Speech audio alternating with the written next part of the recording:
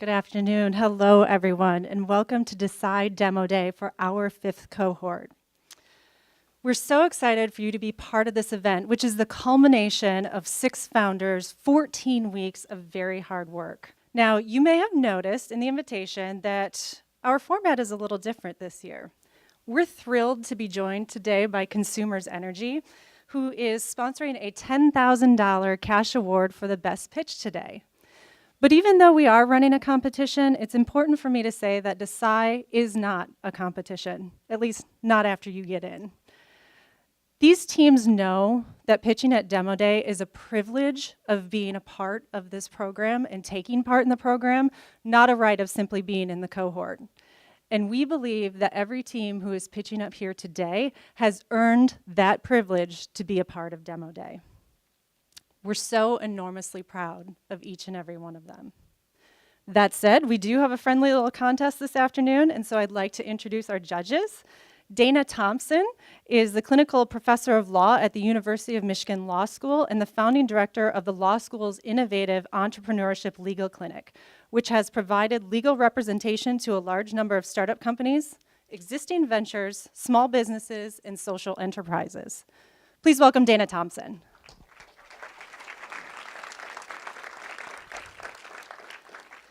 Allison Todak is the managing director at Cahoots, a co-working space for Ann Arbor's tech ecosystem. She is responsible for the day-to-day operations at Cahoots, including marketing, sales, and most importantly, community engagement, like the event that you saw probably an hour ago here today. Allison loves helping startups find meaningful ways to engage in the local ecosystem and watching them grow and scale. She also happens to be Desai's former program manager. Please welcome Allison Todak.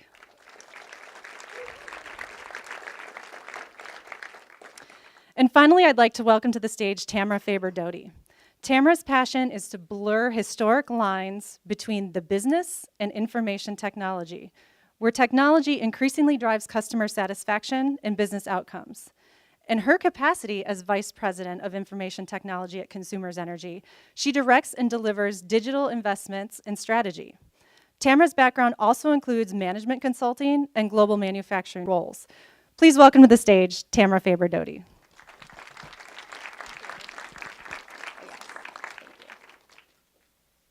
Thank you very much. I am super excited to be here today. I got to take a sneak peek at some of the pitches we're going to see, just a very brief sneak peek. It was like a commercial, and they're all tech products, which I have a passion for. Because they're tech products, they also have another common denominator. They don't work when the power goes out. And that is what we do. At Consumers Energy, we power all of your tech products. We provide gas and electricity to millions and millions of people in Michigan and hundreds of companies. And we want those people to thrive and we want those companies to grow. So we are super excited to be here today and to sponsor a big check at the end of this. So we go back. We have a long history. I'm not going to take you through the entire thing. We go back to the late 1800s. And I'm going to tell you a little bit about our origin story because I think it's relevant for today. Back when we were started, the relevant technology surprise of the day was a patent for, wait for it, the first espresso machine. Yes, is this relevant or what? So back when we started, the first espresso machine was being patented. Street lights, if cities had them, were essentially powered by gas. And Thomas Edison, only 7 years ago, had found that he could create a durable, long-lasting electric light bulb. So this thing called electrification had not really taken off when we were founded. And like every other good startup at the time, even in the late 1800s, we have an origin story. And our origin story with a guy named W.A. Foote. I have no idea why he was called W.A. His name was William. Everything written about him says W.A. Foote. Had an 8th grade education. He was running a flour mill in a town called Adrian, Michigan, just west of us. W.A. Foote was running a flour mill. He had borrowed money from his friends and family to get into this investment. Sound familiar? And it wasn't doing well. Sound familiar? For those of you who had started companies before? It was failing. And one day this guy from Massachusetts knocked on his door and said, hey, I'm with this company that eventually became General Electric. We're putting in some street lights down the road here, and we're wondering if we can put a generator in your flour mill and use the water to generate power for for the lights. And W.A. Foote kind of thought, well, $1 is $1, and I don't have any of those, so sure, let's do that. And they put this generator in, and he literally saw the lights. He saw the lights come on, and he thought, this is what I need to do. I need to get into electricity. So he sold his failing business, and he raised another round of funding from probably different friends and family members and investors, if you think about it. And he got into electrification. And he made some amazing breakthroughs, but it was really, really hard. If you read the biographies, and they went back, they talked about the Foote families and the other founding families, and neighbors said that they lived on tea and potato peels for a while. It was hard. So think about today's world, living potentially on ramen and espresso, thanks to that patent back in 1884. Not too much has really changed. But 1886, W.A. Foote flipped a switch, and the entire city block in Jackson, Michigan, lit up with these amazing new things called electric lights. And he went on from there. His innovation didn't stop. He had a lot of failures along the way, which I'm sure some of us have experienced, but they didn't stop. This concept of moving power from where it was generated to where it needed to go through transmission was brand new. Think about that. And the Foote brothers built some hydroelectric dams, and they actually built a transmission system between Muskegon and Grand Rapids, Michigan. And when that thing launched, one of the first high voltage transmission lines, engineers from Russia and India and Japan spent weeks and weeks and weeks traveling here by ship, by train, and by wagons to Western Michigan to see the technological marvel that was electricity movement. So he went on to do really cool things, and now we're a Fortune 500 company, Consumers Energy. And I'm not going to go into how many miles of wire we have and how many times it would wrap around the globe and how many times you could go back to California and our gas system. We're primarily a people who are really passionate about Michigan. We live here, our friends and our family live here. We even go outside in the middle of Michigan and bundle up to take pictures like this to show you how much we love Michigan. I'm somewhere in the middle planning a spring break trip to Florida where it is warm.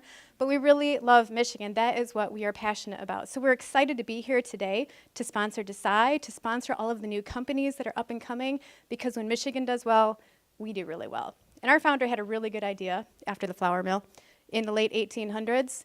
He didn't have an incubator like Desai.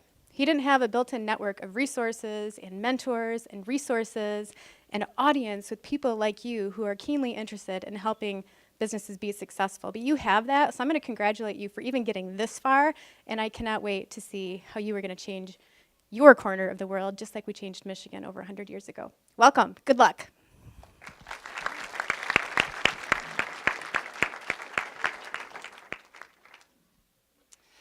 Thank you, Tamara. It's so exciting to see how Consumers Energy's early passion and innovation live on. But now it's time to put you to work and put the rest of the judges to work. So let's get on with the show. Here to introduce our first speaker is Stu Nelson of MODG. Stu. Good afternoon, folks. It's my distinct pleasure to introduce Dawn Verbrugge to you of Jotful. When Dawn first called me to ask me if I would come up and introduce her, you know, the usual entrepreneurial adjectives flashed through my mind, you know, smart and hardworking and, you know, strong integrity, all of the usual buzzwords. But I think one thing that's stuck in my mind, and I think that everybody that's touched her at the cohort here would understand that she is eminently coachable. And as a longtime investor, and I'm sure most of any other investors out there would consider coachable to be equal to investable. And I sincerely believe that that's true of Dawn. So without any further ado, and if you are an angel investor out there, take a good look, because I think that she has something that obviously she can't promise an early return, but it might be a quick exit for some of you, your angel investors out there. Thank you. This is gonna be the best day of my life.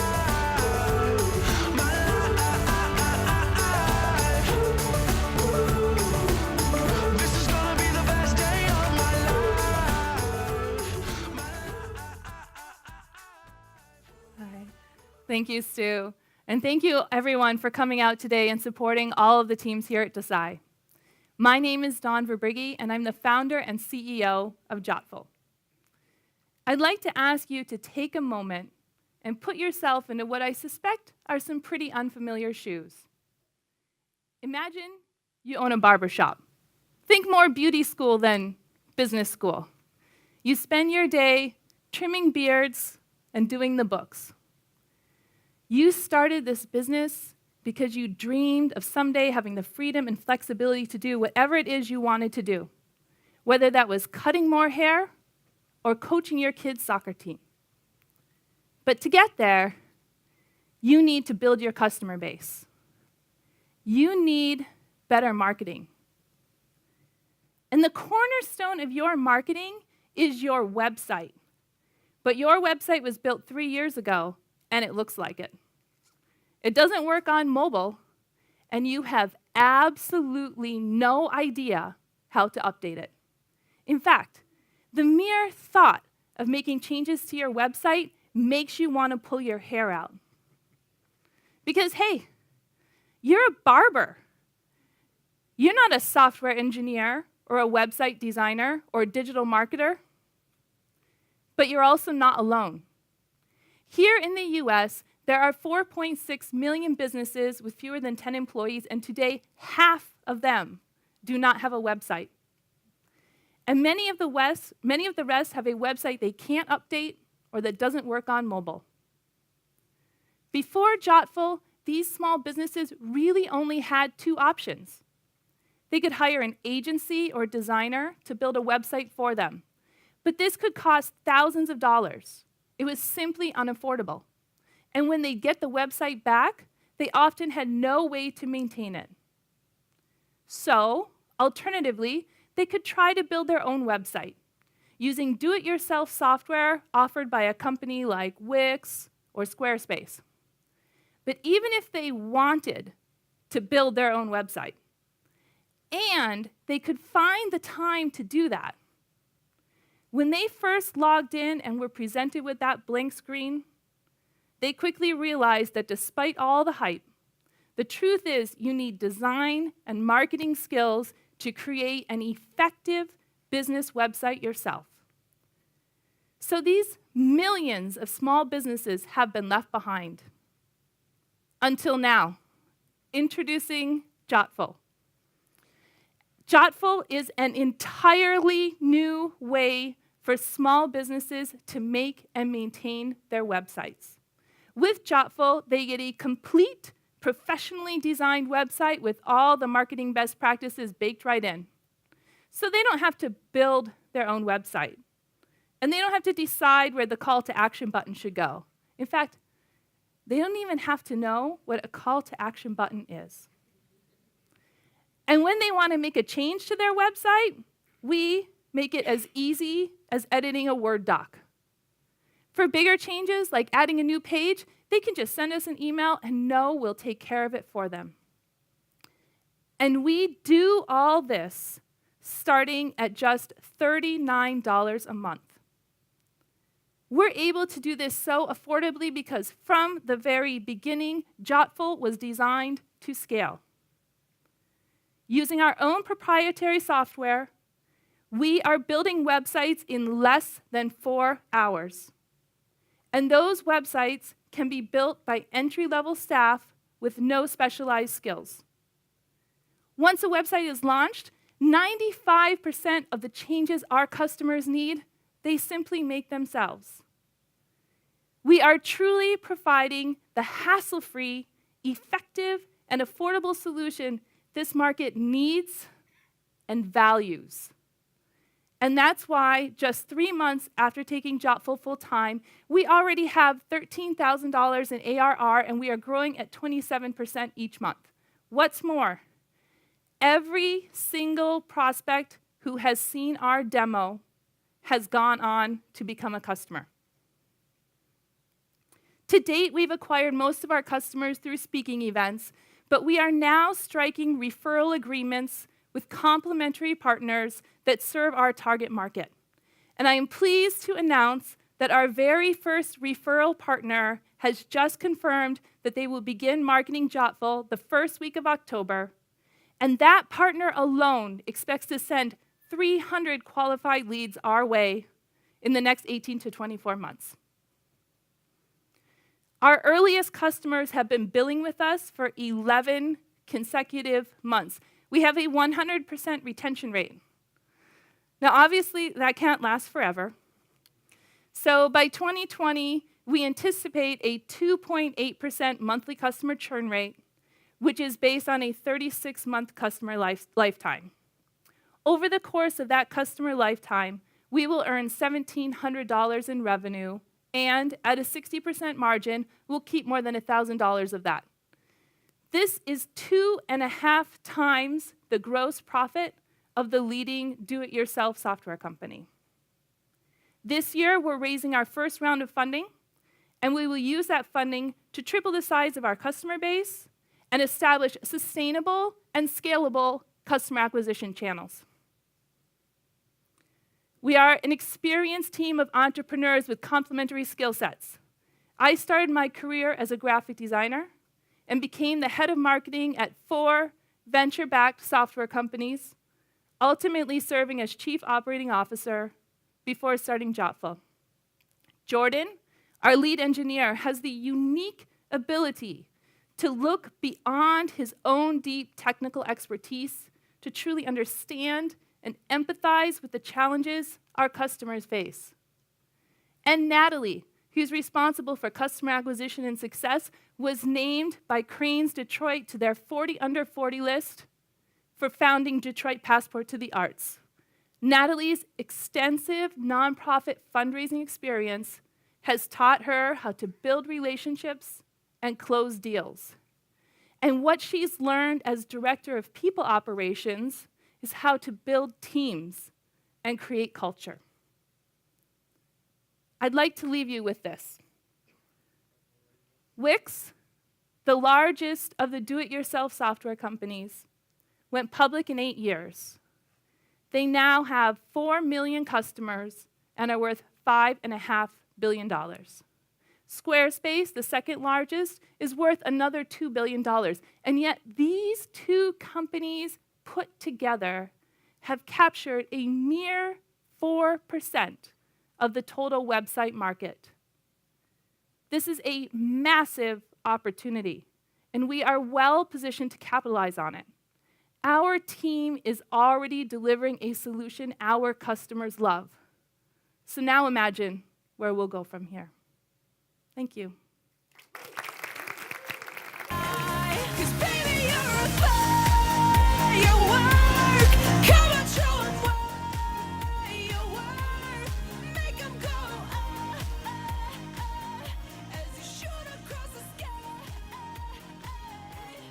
Baby, you're a Hello, everyone. Pleasure to have you here. So my name is Eric Basinski. I work at the Center for Entrepreneurship, where I lead alumni and external engagement. But today, I have the pleasure to be here to introduce our next team, Movadic. How many of you, show of hands, know Ansgar Strother? Okay, HU Bike Share? Ring a bell? Okay, there we go. Some new hands out there. So Ansgar, as you know, is co-founder of HU Bike Share, and that was a hardware play in the mobility industry. We now are fortunate enough to have him back for his second mobility venture. It's important to note that first one licensed out its IP and then exited Desai Accelerator last year. And when he asked me to come up here and introduce him, I was obviously happy to do so. I've had the pleasure of getting to know him for a couple of years now. When I thought about what the differentiating qualities are, everyone here is hardworking. Everyone here is a pleasure to be around and joyful and gregarious. But I think what makes him unique is that I found him to be continuously politely aggressive over the past couple of years. And I say that as the biggest compliment. He knows how to go out and get what he wants, and he knows how to absolutely be persistent, but to maintain some incredible relationships along the way. So I could go on, but without further ado, he's someone worth paying attention to, and I'll ask you to do that just now. And Ansgar Strother, Movadic.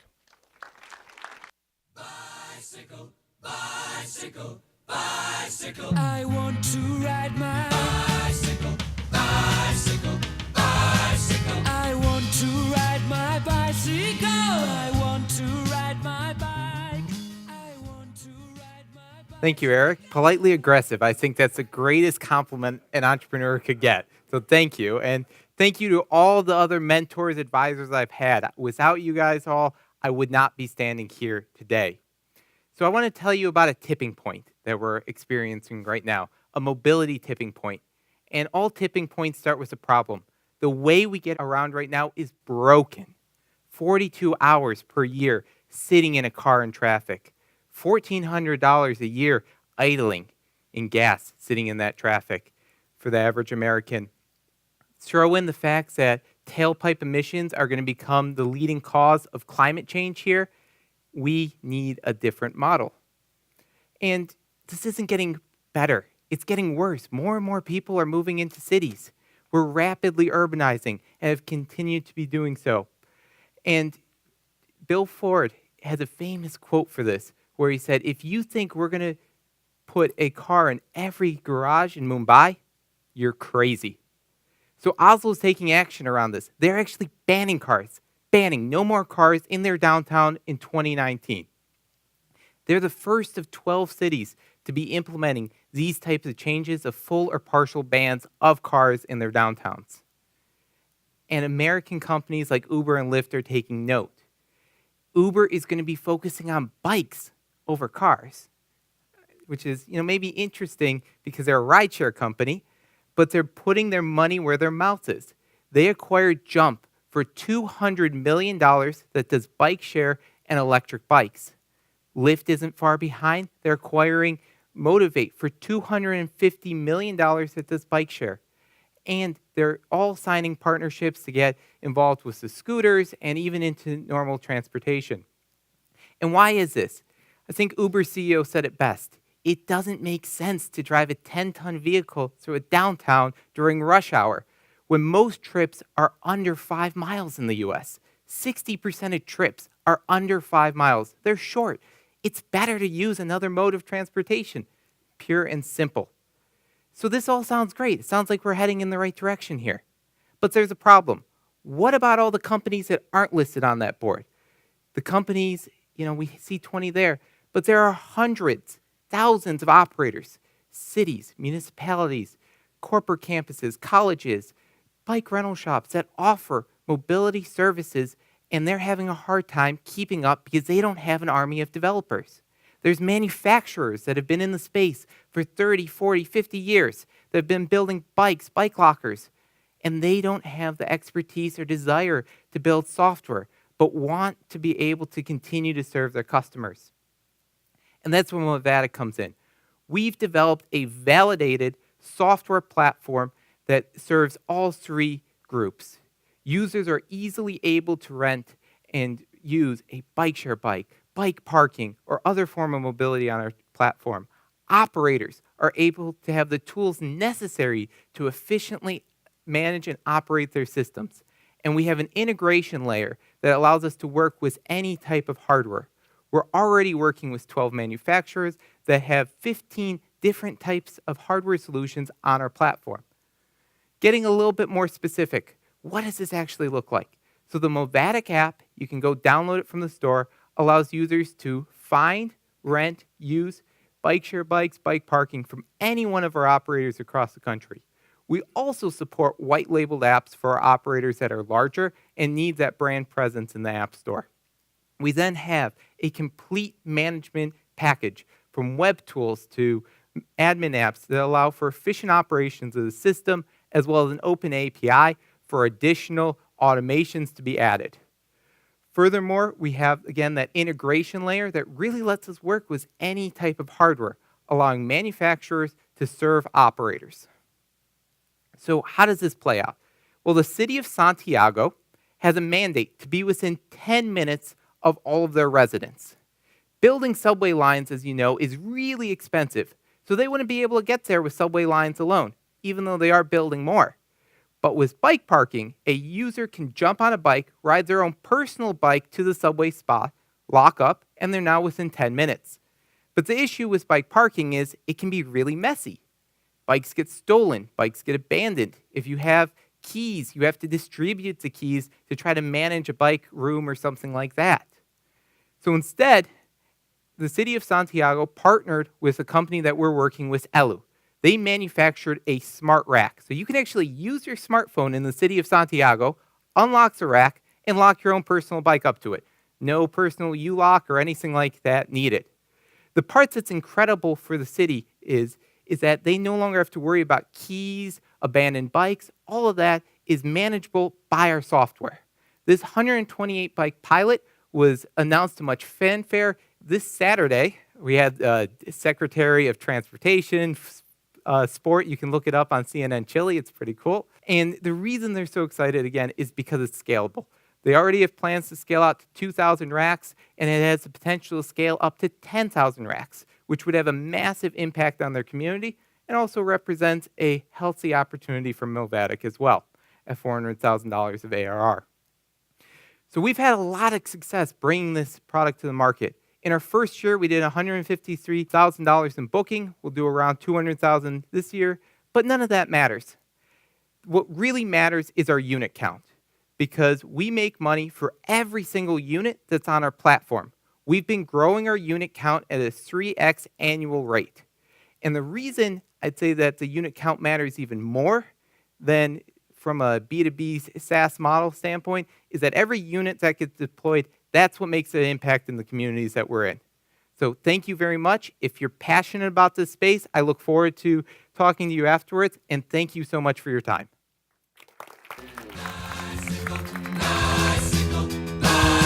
I want to ride my bicycle, bicycle, bicycle, bicycle. I want a bicycle race. Good afternoon. My name is Grace Jank, and I'm a geriatrician and internist at University of Michigan. For the last 15 years, I've been working with elderly individuals on a day-to-day basis who have multiple comorbidities, multiple medications. And in my job, I try to work with patients and families and help them make educated decisions about how to achieve health goals and life goals. Not a day goes by when I don't have a family member who doesn't have to make a critical decision about whether to hospitalize their loved one, or whether to have a procedure, such as a feeding tube, or make critical decisions about whether to put the patient on a breathing machine, or even cardiac resuscitation. And this causes a tremendous amount of stress for everyone. It is not uncommon that patients and families will look at me with like a deer in the headlight look when I ask them, what does your family member want? Well, I don't really know what mom or dad wants in this situation. I don't know what they're scared about. I don't know what they're worried about.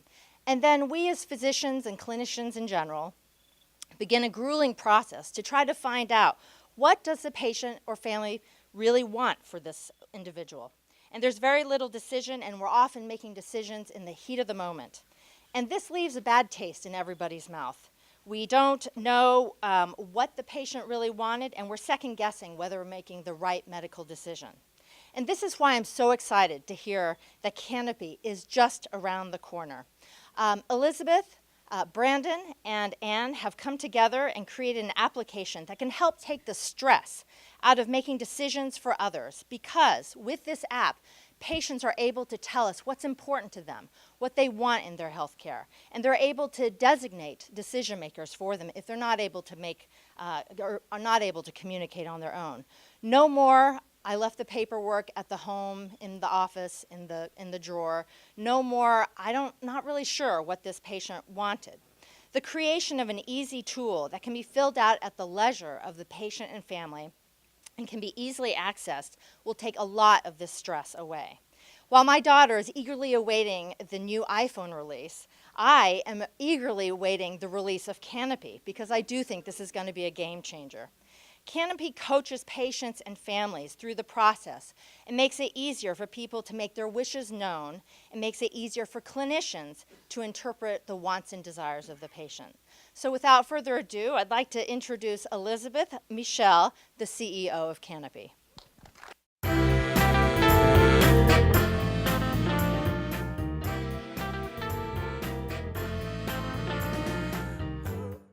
About a year and a half ago, our friend Andrea sat in an emergency room struggling to make decisions on behalf of her Uncle Frank. Frank was unconscious and unable to speak for himself. Frank's journey had actually begun 6 months prior when he was diagnosed with throat cancer. Before that night, he'd undergone surgery, received treatment for an infection, and spent time at a skilled nursing facility. But despite these different touch points in the health system, Frank's doctors never told him how to talk to Andrea about what to do if he couldn't speak for himself. So where did that leave Andrea?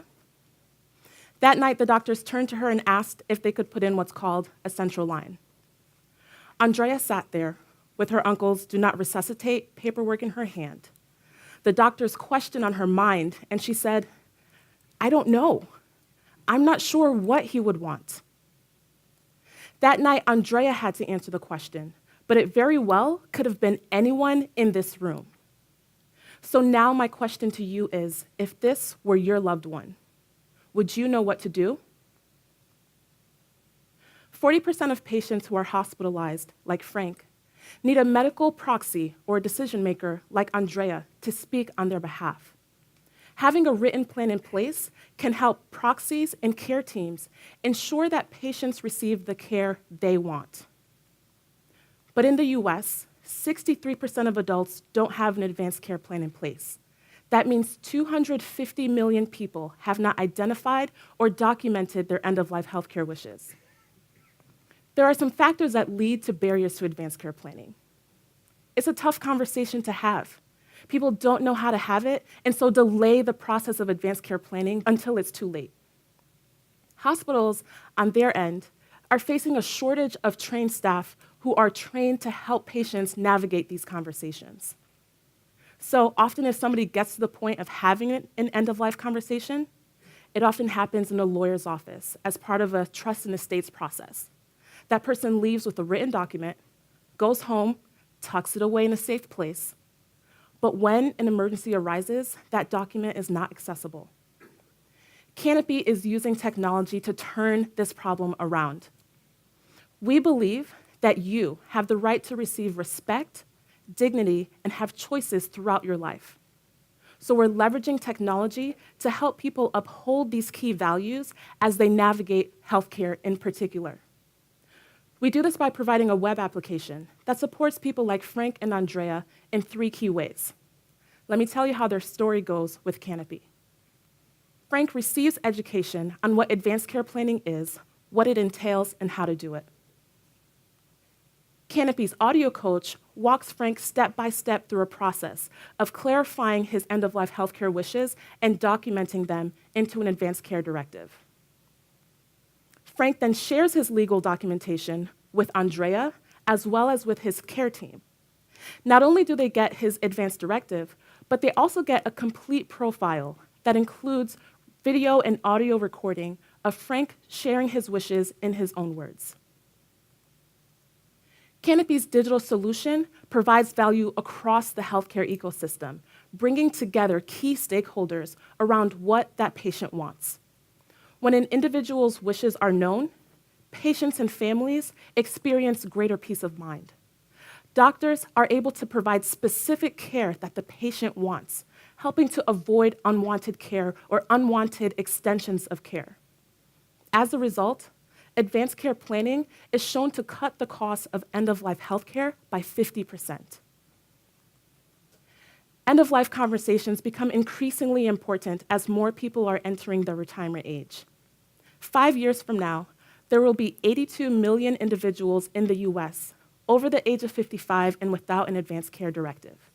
This amounts to a $4.1 billion opportunity. Canopy will reach this market by providing an enterprise solution, with our first customers being hospitals. Hospitals face a pressing need for advanced care planning, and with our product, we'll be able to hit key metrics while taking advantage of existing billing codes. So we provide the enterprise solution to the hospital, who then passes along our consumer-facing tool to their patient.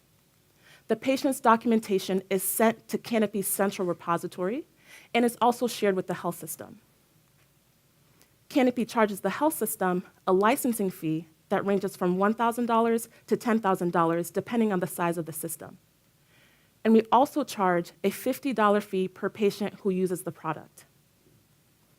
In the short term, we're launching a direct-to-consumer strategy as we land our first hospital. As we move beyond hospitals, we'll be selling to health insurers, large employers, as well as channel partners who work with our target population. Canopy is not alone in this space, but health systems are still searching for solutions. The market is massive, and our competitors have not yet saturated this market.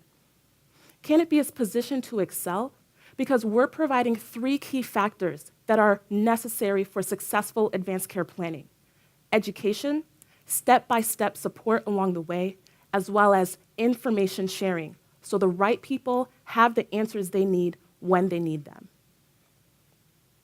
Our journey began last year while we were graduate students, and since then, we've raised about $90,000. We'll be launching a private pilot of our product this fall, and early next year are raising a seed round to help us land our first customers as well as scale our business. While at Desai, we've been honing in on our first customer, and over the past several weeks have had conversations with different entities interested in our product. Canopy has an incredible, incredible team working to make our vision a reality. As CEO, I bring my understanding of health behavior to the work that we do, as well as experience working with different stakeholders in public health to sell our product.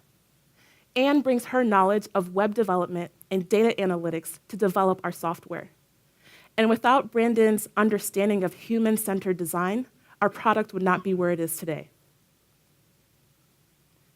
What we are asking of you today are connections to angels, connections to healthcare organizations, but I hope you're listening closely. Most importantly, sign up on our website and participate in our private beta, because the work that we're doing is a community effort. At Canopy, we're putting humanity first. We're guiding people towards a process of achieving what probably all of us in this room want: respect and dignity throughout the lifespan, but particularly during life's most vulnerable moments. With Canopy, people like Frank, Andrea, and the care teams who work with them will have everything they need today to better manage the difficulties of tomorrow. Thank you.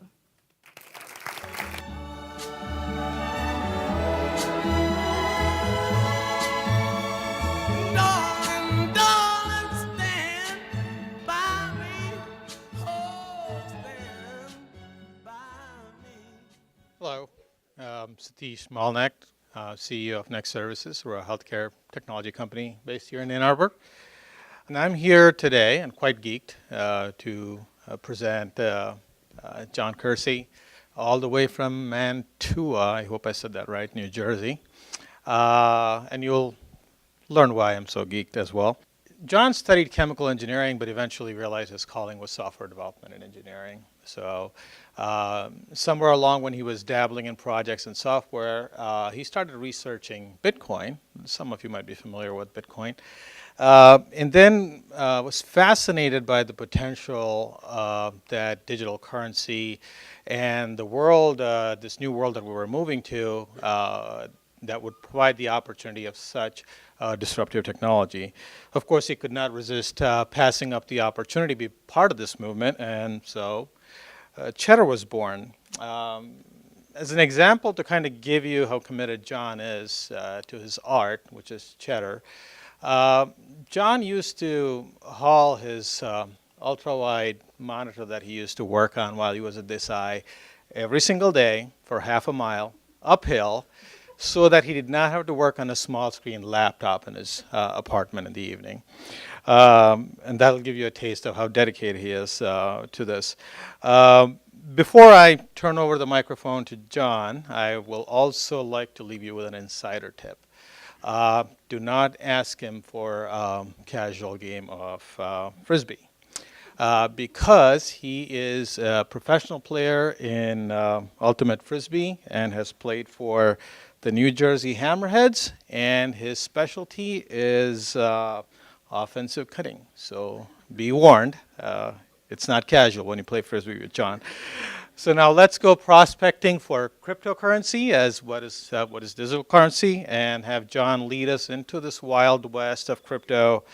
And I do believe one day the entire world will be running on digital currency. So welcome Cheddar and John.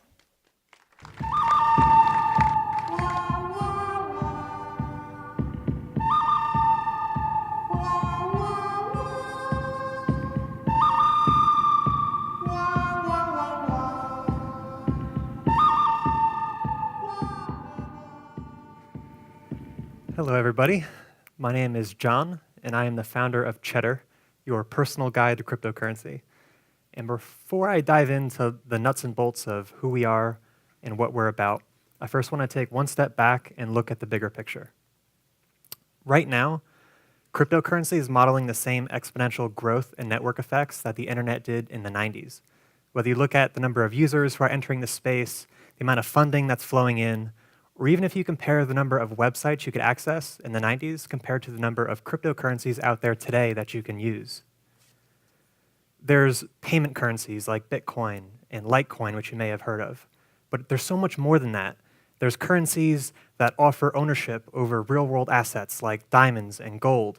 There's other currencies that create brand new sharing economies like Filecoin and Golem. They allow you to rent out spare resources on your computer. It's unbelievable. It used to take a team of people months of effort in order to launch one of these things. And today, it's down to a single developer and 20 lines of code.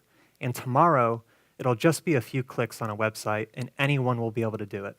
And what that means is that everything of value in this world will eventually make it to the blockchain and be traded globally, including things like artwork, real estate, frequent flyer miles, or even abstract things like the success of someone's career. In the next 2 years, there's going to be over 1 million cryptocurrencies out there that you can invest in. And over the course of the next 8 years, 1 billion people are expected to enter this market and begin trading them. Our mission at Cheddar is to be the platform that helps onboard those next billion people on a cryptocurrency by giving them the tools that they need to safely enter the market and navigate the ecosystem. And the way we're going about doing this is by bringing safety, order, and accountability to crypto. Because just like the internet was in the 90s, crypto in 2018 is still the Wild West. There's basically no regulation in the space right now. You may have seen these headlines that roughly 80% of the ICOs from last year are scams. 80%. As a result, pretty much all of the tech giants are clamping down and restricting the ability of crypto companies to advertise on their platforms. And this is driving legitimate crypto companies to seek other services. And where does this leave the beginner? There's a lot of people out there, maybe some of you in the crowd tonight, that have heard about crypto, you're interested, maybe you want to enter the market, but you don't know where to start or who to trust or what any of these terms mean. And most importantly, how to avoid the scammers and make the right decisions. I've personally been guiding my friends and family through this ecosystem for the last 4 years, helping them to pick the right coins to invest in and safely manage and secure them in the right wallets. And I quickly learned that a platform is needed in this industry that aligns the interests of beginners who need help, experts who can provide it, and crypto companies who are seeking to get out there in front of new users, but also need to be held to a higher standard. This is why we're building Cheddar. It's a mobile and web platform that you can download and use it today, and it connects beginners, experts, and crypto companies in the form of unbiased, high-quality reviews, sort of like Yelp or TripAdvisor, but for cryptocurrency. For experts, they can use the platform to share their wisdom, knowledge, experience, successes, failures, all of it, so we can collectively learn from each other and not make the same mistakes. And they're incentivized to do so in an open and honest way through our own reward system. For beginners, it's like having a trusted expert or an ally right in your pocket at all times, there to guide you every step of the way of your crypto journey. And beginners are also incentivized to upvote high-quality reviews and content when they see it, and downvote any malicious activity, again, through our reward system. And for crypto companies, it's a platform they can use to not only just list themselves, but to claim and manage their free Cheddar profile, and then use our premium developer tools, marketing tools, analytics, and advertising in order to grow their communities of users and investors. The secret sauce behind this is our own cryptocurrency called the Cheddar token, which uses industry-leading cryptography called proof of brain in order to maintain the integrity of our review system in the presence of obvious bad actors. And this is the same token we use to incentivize virtuous behavior on the platform. So our users are incentivized to acquire and earn these tokens because by doing so, they get more influence in the network. They earn interest annually. And at the end of the day, they can always just cash out for US dollars and buy bread at the grocery store. We published a full technical white paper of how this token economy will work and published it on token.cheddar.com. It's open source. I'd invite you to take a look. But the short version of it looks like this. Crypto companies on the right buy Cheddar tokens on the open market and spend them on the platform in order to access our premium tools and targeted advertising. And then beginners and experts on the left, they earn Cheddar tokens in exchange for producing and curating the highest quality content possible on the platform. It's a competition. And they're also incentivized to hold on to them for the long term. By focusing on the experts and the generation of high quality content, more traffic is brought to the platform, especially in the form of beginners looking to get started, which then attracts more crypto companies to join and advertise, which then gives the experts more things to review, and the growth cycle repeats. The way we'll make money as a platform is threefold. First, for crypto companies, they will pay in US dollars or Cheddar tokens in order to access our targeted advertising and those premium tools that I mentioned, such as the ability to remove competitor ads from your page or add a custom call to action button. Second, we'll take a 10% platform fee of all Cheddar token rewards that are distributed to our community throughout the lifetime of the product. And those tokens will be tradable for US dollars on a cryptocurrency exchange. And third, in 2019, we're releasing the ability to buy a select number of coins on the platform. And for each of those purchases, we'll take a 2.5% transaction fee. We released an initial version of Cheddar in November, and so far it's generated 200 partnerships with crypto companies who have claimed and actively managed their Cheddar profiles. We have over 2,500 cryptocurrency reviews written on the platform from our community, and that community right now is 50,000 users strong. Where our competitors have gone wrong is they're not properly incentivizing the experts in this space to share their knowledge. Even fewer of them are offering the marketing and the developer tools that crypto companies need today, and 0 of them are beginner-friendly. We're going after a rapidly emerging market that's expected to exceed $10 billion in the next 5 years. And that's just digital ad spending by crypto companies, not even factoring in the ability for buying and selling. We're putting together the team that's going to enable us to not only just grow with this, but dominate it. I have the distinct honor of being joined by Joseph Seppi, our content and community manager. And between him and I, we have a combined 7 years of experience in this industry, and it's only been around for 9. We've both been beginners, we're currently experts, and we're actively building this crypto company.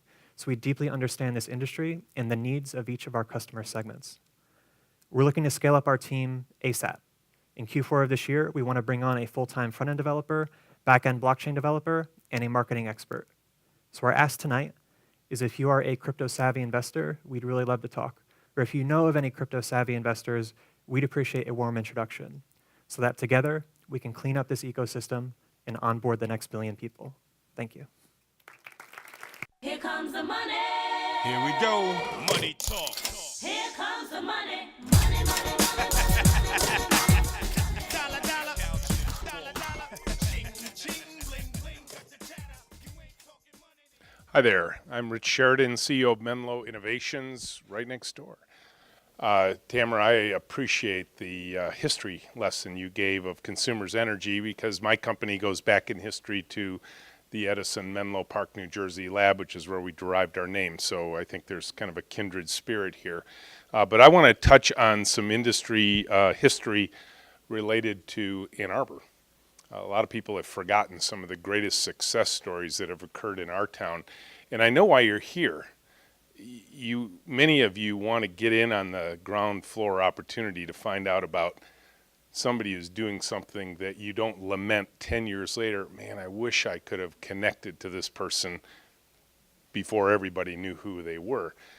One of those guys way back in the 60s here in Ann Arbor was a guy by the name of Chuck Hutchins, who founded a company that I ended up working for in the late 70s called Manufacturing Data Systems Incorporated. And Chuck's idea was to take the Tower of Babel, that was all the different languages required for machine tools that were advancing at that point, computerized numerically controlled systems, and create one language and dominate a market. And MDSI, Manufacturing Data Systems Incorporated, became then and probably still to this day is one of the highest flying, most successful entrepreneurial stories that Ann Arbor has ever seen. And a lot of companies have spawned out of MDSI from that time. Well, I didn't know Chuck then, you didn't know Chuck then, but you have an opportunity today to meet Chuck Hutchins 2.0 and a young man named Alexander Mills and learn about his company, Fluity, who's going to take the same basic approach to machine tooling that Chuck took back in the late 60s and early 70s with MDSI. So without further ado, I'd like to bring up Alexander Mills and Fluity. Thank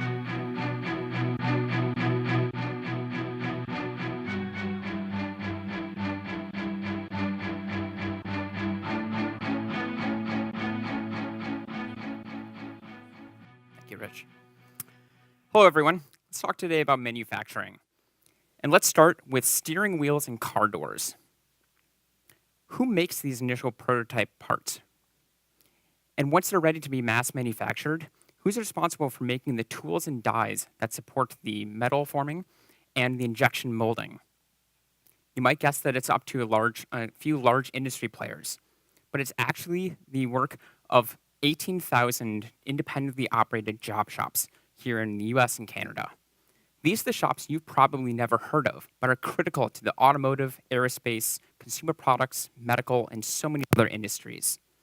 They're supporting the manufacturing the parts that you rely on every day. And these shops are like Jeff's shop. Jeff trained as a skilled CNC machinist for decades. And 10 years ago, he started his own job shop out of his love for manufacturing and his ability to drive a profit doing so. But Jeff is burdened by a complex bidding process in his industry and the unprofitable contracts that process leads to. And right now, he's finding it incredibly difficult to hire the skilled machining labor that he needs to support production on his shop floor. So let's dive a little deeper into what Jeff is struggling with. For every client that comes to Jeff with a manufacturing request, it comes in the form of a request for a quote, which he needs to respond to with a quote, translate into or process into manufacturable data, and then move into production before he can finally deliver on that production. And Jeff has tons of production capacity on his shop floor. In fact, many of his machine tools are underutilized and just sitting idle. But he's really struggling with quoting and the production process, which leads to that eventual production. Now, quoting is challenging in any industry when you don't have precise metrics to work from. But Jeff doesn't even have the basic data he needs to put together a detailed quote for his clients. And that data isn't available until he completes the processing step, a step that normally takes 20 hours per job and requires the expert skilled labor that he's finding it so hard to hire for. And Jeff is buying the best software on the market to try to alleviate this pain point, but it really only touches on a very small element of the bottleneck he's facing. Until today, Fluity has developed an entirely new way for job shops like Jeff's to quote and process new parts for production. Simply by uploading the initial request for quote file, the CAD file, that Jeff gets from his client to our service, within minutes, he can respond to that client with a detailed and precise turnkey quote, and then immediately enter production as soon as he gets that contract in place. No complicated software install and no training. Now, behind the scenes, Fluity works differently than the conventional processing workflow. We start by taking that request for quote file that Jeff uploads to our service and compiling it all the way down to the actual machine code, fixture designs, and documentation that will eventually run on a shop floor. And then we go a step further and simulate that on virtual machine tools configured identically to the ones that Jeff already owns and operates and we know about. And we use the precise metrics we take from that benchmarking to create the precise quote that's based on actual production data and not estimates. So when Jeff returns that back to his client, he can be confident that that's a profitable job. We support this with a just-in-time and on-demand business model.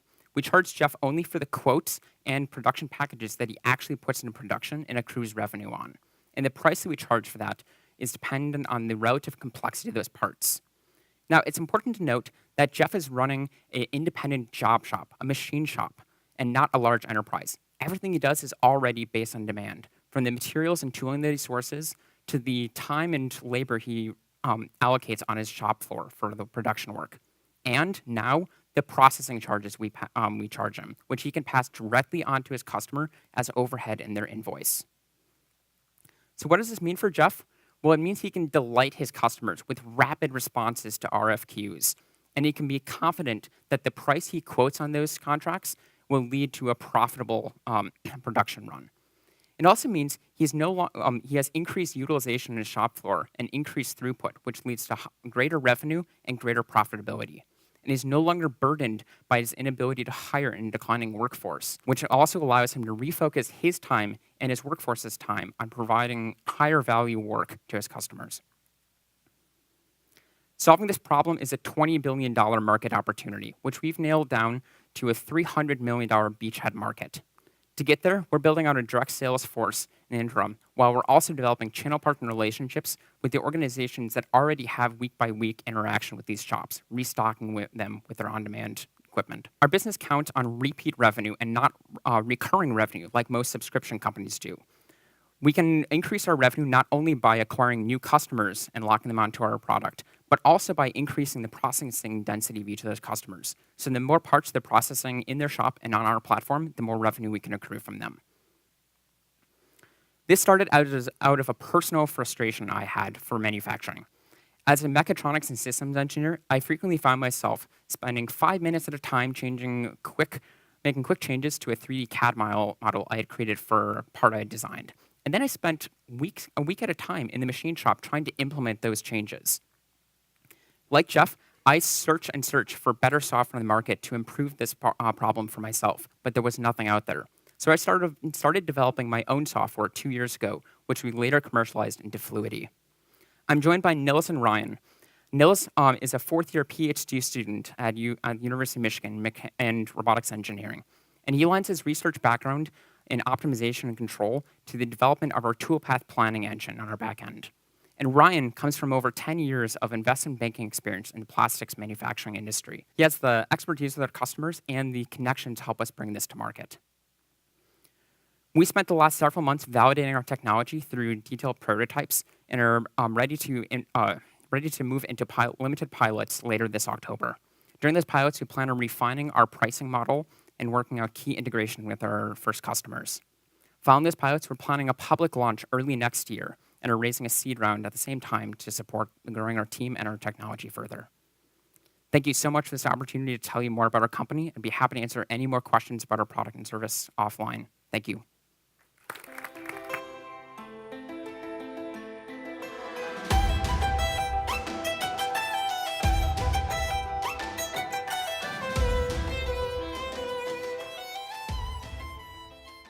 Good afternoon, everybody. My name is Larry Freed. I'm the CEO of Give and Take. We're an Ann Arbor-based technology company focusing on building out knowledge collaboration software. I first met Kim Gamez at Meet Padrino during November of 2016 during the Spark Bootcamp, and was really impressed with the idea that she had. And what really impressed me, it was all about something that she had experienced firsthand and really had some great ideas on how to solve the problem. And what has continued to impress me over almost 2 years now is the progress that she's made from that early starting point, and it really is incredible to see. Kim as a person has also impressed me a great deal. She's one of those people that obviously, like all the people you see up here today, have great passion, great energy, great excitement for what they're doing. But what really has impressed me about Kim is she knows what she knows, and she knows when to ask for help. And asking for help is a key ingredient to any entrepreneur to move forward and be successful. And most importantly, she listens to that help and learns from it. So with that, we saved the best for last. I guess I shouldn't have said that, but we did. And I'd like to introduce Kim from Meet Padrino.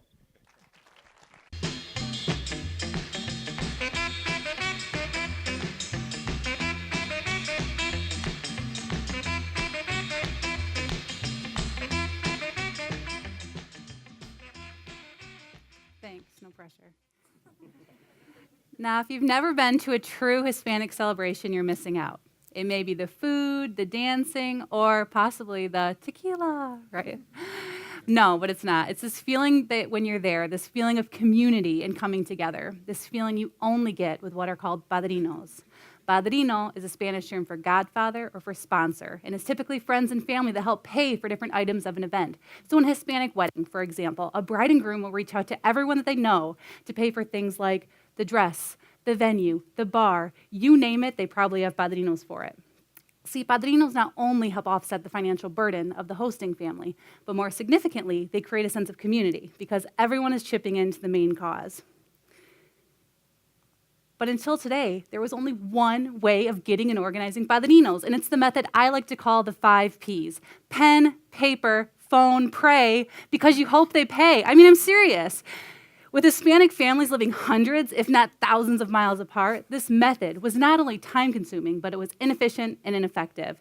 As an outsider, married into the Hispanic culture for the last 16 years, I loved this part of the tradition, but I hated the process. That was until Mi Padrino. Mi Padrino was the first of its kind. It's an online mobile application that makes the planning and paying for Hispanic celebrations easy and effective. The old method took days, weeks, if not months to organize, where Mi Padrino users can literally have their site up to share with their friends and family anywhere in the world within a matter of minutes. Hispanics are the fastest growing demographic in America. 1 of every 6 adults and 1 of every 4 children are Latino, and they make up a $1.4 trillion in economic spending right here in the US.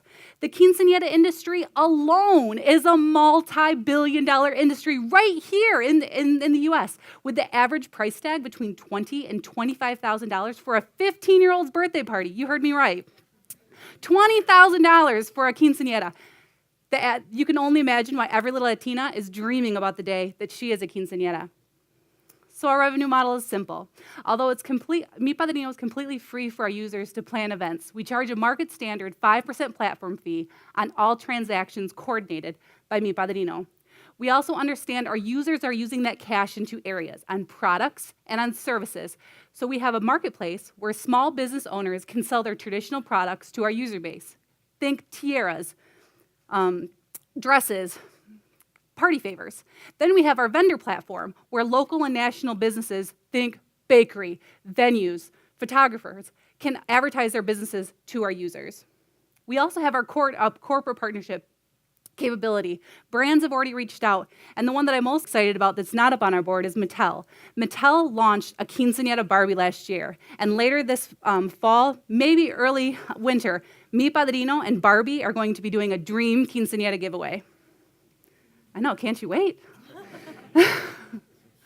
There are hundreds of billions of dollars made in the Hispanic marketplace on Hispanic weddings, quinceañeras, and more. Just with our 3 revenue sections between the products, platform fee, and our vendor platform, there's over $400 in our total addressable market. Not $400, $400 billion to be made. I don't know how I ever got into this accelerator. No, $400 billion to be made. See, all this pressure got me all screwed up. So you're probably thinking, there must be someone in this space doing something. Well, there is. There are wedding websites like The Knot, who are the gorilla in the wedding space, but they're targeting the all-American bride. There's also Quinceañera Magazine and quinceañera.com. They're focused on the quinceañera tradition, but they're only on the West Coast, and they're printed ads in magazines and expos. No one is tackling this any tradition, for that matter, online. And we have our trademark. I know what you're thinking, who cares about our trademark? But we've done something pretty special. We trademarked the word padrino in the English language. So anyone in the crowdfunding, e-commerce, marketing, advertising, or fundraising space can try to copy us, but without this very culturally significant word, padrino. So I had this idea back in 2016. I met Larry literally with an idea in my head. 2017, last January, we decided to jump all in, started building our platform in January. We launched in June. We had a 600 user goal for last year. And if you can believe it, we had over 50,000 users of Mi Padrino last year alone. And just last month, we hit over 100,000 users of Mi Padrino. And we were featured as a cover story on Quinceañera Magazine for bringing the Padrino tradition to technology. So my husband, Hugo, and I are serial entrepreneurs from Jackson. I like to joke that we're kind of Jackson famous, but, you know, in all honesty, no one is famous in Jackson. But we've been locally, nationally, and even globally into Mexico recognized for our achievements. Every day I feel like, and I even tell this to my team, that I'm building a rocket ship while we're flying it. And I would love to take credit for that. But it is because of my team. Most of them are here. It is because of my team that we've been able to stay afloat and why we've been able to crush goals. Then I have mentors like Larry, who is Ann Arbor famous, that's a true statement, and is well respected in this community. And Carly Rodney, who is the founder of The Knot, has also been a great mentor of ours. My end goal is the same as my investors. I plan on building Meet by the Dino as fast but as smart as possible to be attractive to the numerous brands that want a piece of this growing demographic. And I'm happy to say, just 2 short weeks ago, XO Group, which is a publicly traded company that owns The Knot, invested in Meet by the Dino. And I just got back from New York City, where we're signing deals right now with Univision. I know, I can't believe it either. So the question that I leave you today is, who is ready to join the fiesta and be me by the Dino? Thank you all.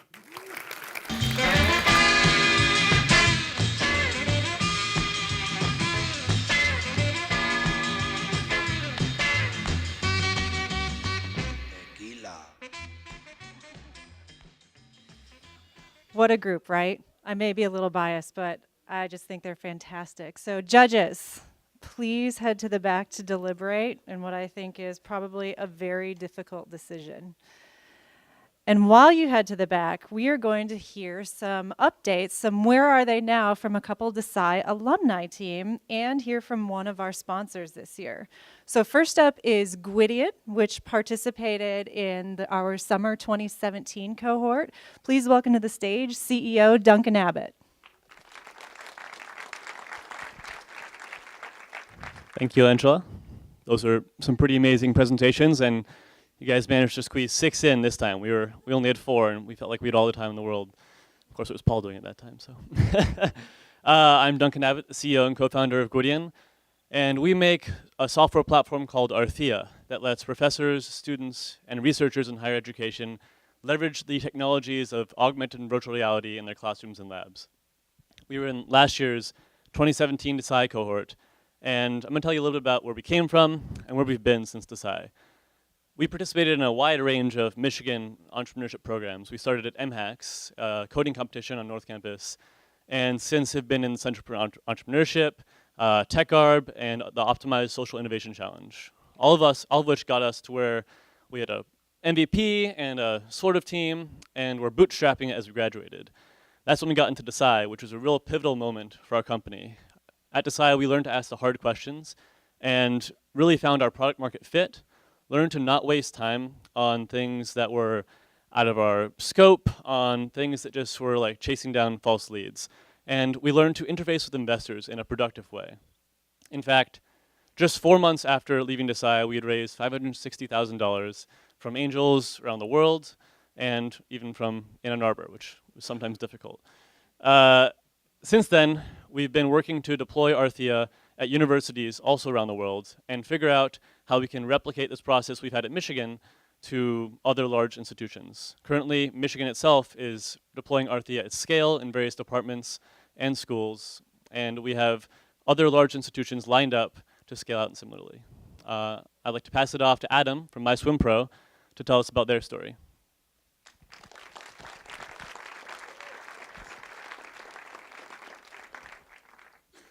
Hi everyone, I'm Adam, co-founder of MySwimPro. MySwimPro is the world's #1 training app for swimmers around the world. We provide custom workouts, training plans, and advanced analytics to help people swim smarter. We were in Desai's 2016 summer cohort, so that was about 2 years ago, and we've been really busy since then. When we started, we had just launched our premium package, which is a subscription pricing model. And we had about maybe 10 people on it, and we knew most of them. But today we're up to about over 4,000 as of last week, which is amazing progress. We have over 500,000 downloads, about 50,000 monthly active users. We've also been busy on the product front. So we've integrated on a huge number of wearables across the market. So we started with the Apple Watch, which got us the 2016 Apple Watch App of the Year by Apple, which is a huge boost for us and helped me go full-time on this project, which was awesome. And we're also on Fitbit, Garmin, Wear OS by Google, and we've been partnering with a number of organizations like Global Swim Series, Casio, and Strava, which is the world's #1 training app for cyclists and runners. So we have been very fortunate lately, and that is where we are now.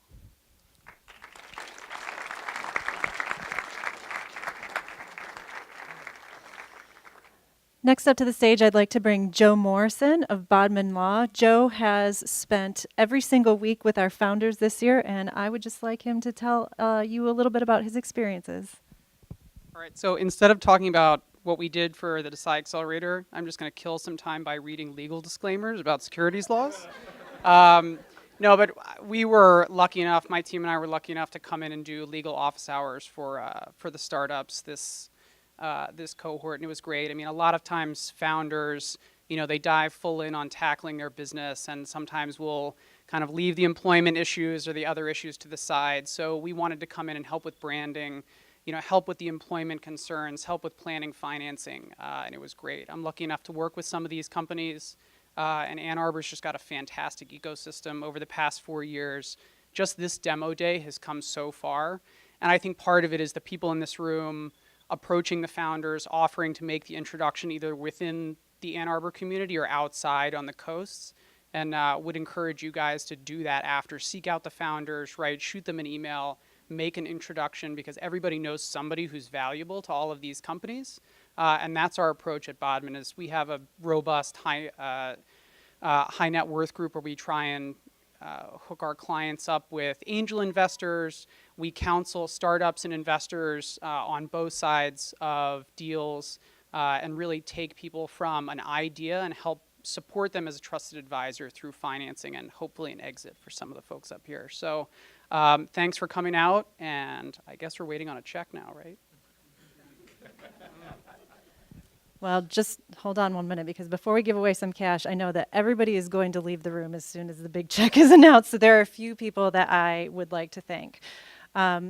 We need to acknowledge and thank our generous benefactors, including the Desai Sethi Foundation. We're honored today to be joined by Bharat Desai and Nirja Sethi. Thank you so much for your support of our program.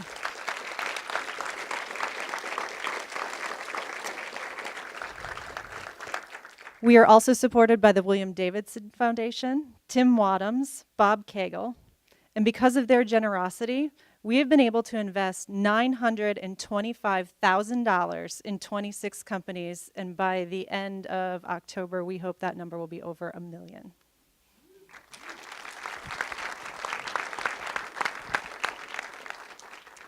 This year, we were also fortunate to collaborate with some new sponsors, our sponsors at Consumers Energy, Ann Arbor Spark, and Bodman Law. And we're thrilled tonight to attend the Michigan Venture Capital Association's networking event following Demo Day. Yay for the MVCA.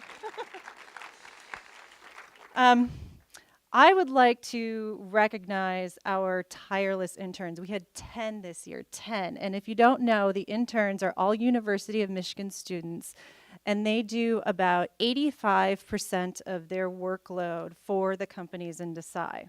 In fact, this summer, they completed more than 70 projects while in program. So please give a round of applause to, and I have to read these because I won't remember everybody, Bay, Bella, Emma, Emily, Isabel, Maggie, Nikki, Craig, Vanya, and Yashis.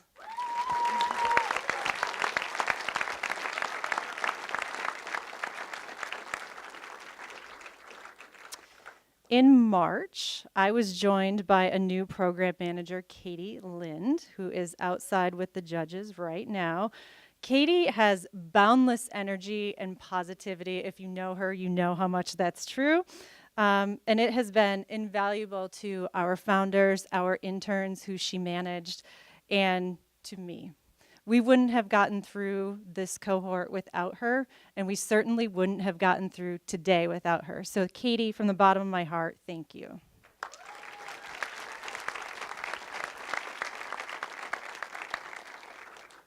We'd like to thank our families at the Zell Lurie Institute, the Center for Entrepreneurship, and we'd like to thank our entrepreneur in residence and VC in residence, Michael Godwin.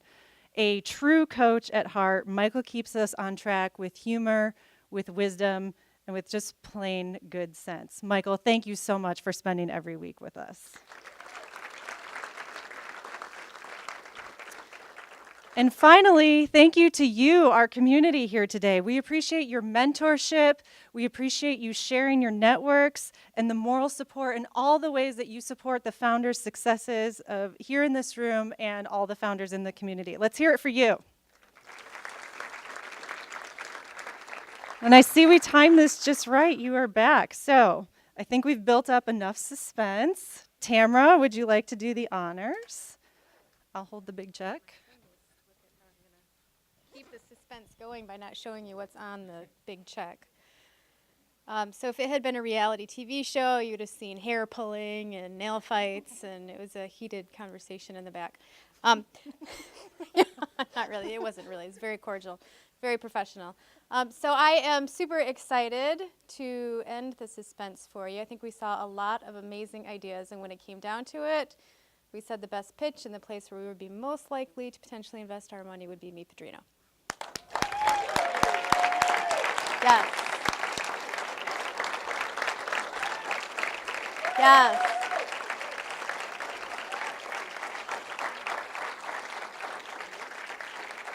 Yes. So I did not say it nearly as well as you do, but you did congratulations. Yeah, thank you so much. Yes. Thank you. All right, everybody.